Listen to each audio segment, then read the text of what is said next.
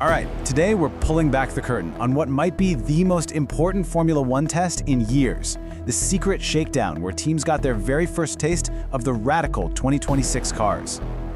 So what did we actually learn? The teams all went to Barcelona, trying to keep things under wraps, but the results are already starting to leak out. And believe me, they are fascinating.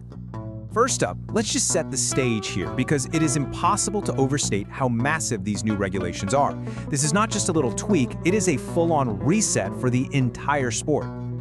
Yeah, make no mistake, people are calling this the biggest technical overhaul in the history of Formula One. Every single team, from Mercedes to Haas, has essentially thrown out their old blueprints and started from a completely blank sheet of paper. And this right here really shows you the scale of the challenge. We're talking brand new power units where a whopping 50% of the power is electric. Then you've got movable wings, or active aero for the first time, plus 100% sustainable fuels and a totally different chassis that's smaller and lighter. It's a whole new world. And you heard Charles Leclerc there, the pressure is immense. The drivers have to completely relearn how to manage energy, how to deploy that electric power, and the teams that figure it out the quickest, they're gonna have a huge advantage right out of the gate. Okay, so let's get into the juicy stuff. Who actually showed up to Barcelona and looked like they'd done their homework? Because in a test this early, it's not about lap times, it's all about reliability. And when you're talking reliability, mileage tells the whole story. And boy, did a few teams write a novel. Just look at this. Mercedes leading the way with an incredible 500 laps. Ferrari wasn't far behind with a really solid run. And, you know, a bit of a surprise, Haas looked really robust too.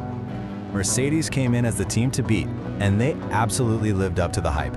They were so prepared, so efficient, that they actually finished their entire test plan a day early and just packed up and went home. That is a massive flex and a serious warning shot to everyone else. But here's the thing, it wasn't just the Mercedes show. Ferrari looked strong right away. And maybe the biggest story was the brand new Red Bull Ford power unit. I mean, after the disaster they had in 2014, for this new engine to run smoothly for over 300 laps, that's a huge sigh of relief for that team. And you heard Lewis Hamilton himself, in his new Ferrari colors, just relieved to have a smooth run.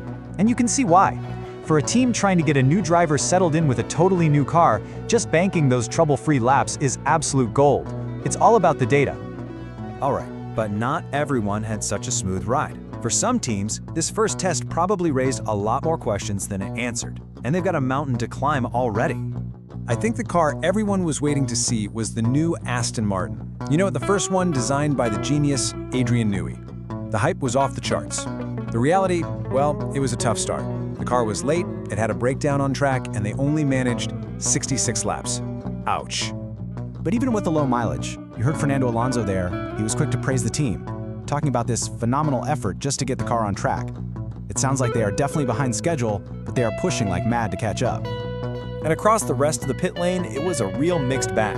McLaren lost a whole day but looked seriously quick once they got going. The new Audi team had some teething problems but still got a decent number of laps in. Cadillac, well, as you might expect from a brand new team, they struggled. But the biggest question mark is Williams.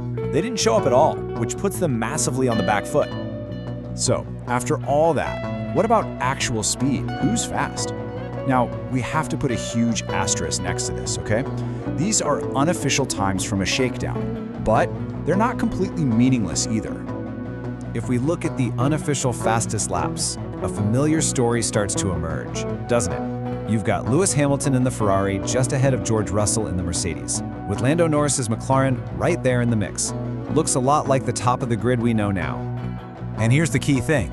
It's not just about the numbers on the timesheet. The insiders, the folks in the paddock who really know what's going on, they're starting to whisper, and a consensus is already building about the competitive landscape.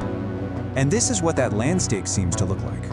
The paddock insiders believe there's a clear top four, a top tier, of Mercedes, Ferrari, McLaren, and Red Bull, who seem to be in a league of their own. Behind them, it looks like a classic midfield battle is shaping up, with Audi and Cadillac having some serious work to do.